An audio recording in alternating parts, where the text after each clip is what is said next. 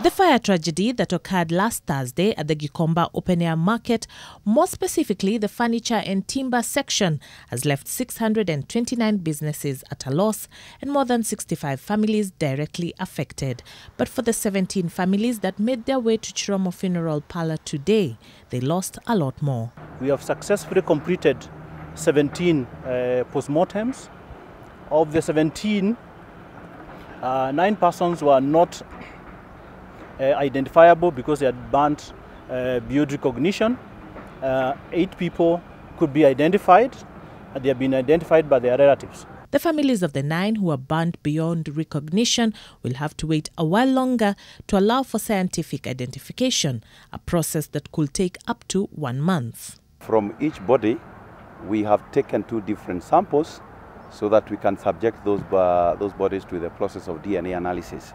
We encountered Geoffrey and Sarah Mungai, parents of David Gathiaka alias Abdallah, who went missing a year ago, following rumors that the son was engaged in business in Gikomba and frequented a mosque in the area. The parents were worried that he could be among those who perished in the fire.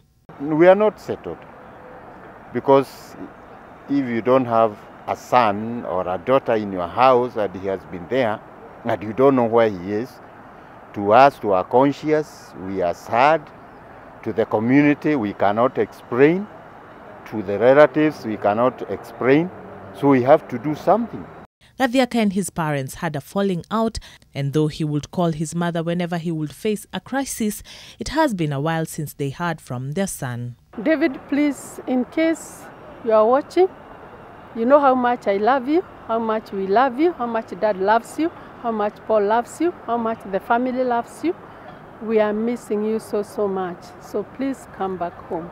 17 bodies were brought to Chiromo Funeral Parlor from Mama Lucy Hospital and Kenyatta National Hospital for identification purposes.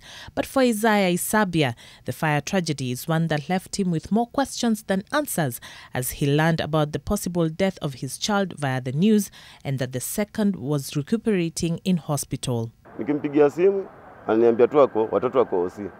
Lakini nimeamua kuja kuprove mimi mwenyewe. All the way kutoka Western nimefika jana. Ndio sasa niko hapa.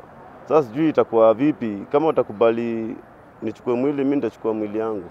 It has been a difficult day for families here at the Chiromo Funeral Parlor, but this is not the end of the road for them, because after the full identification process, ahead of them lies the daunting task of giving their loved ones a befitting send-off. Charity Mwangi, NTV.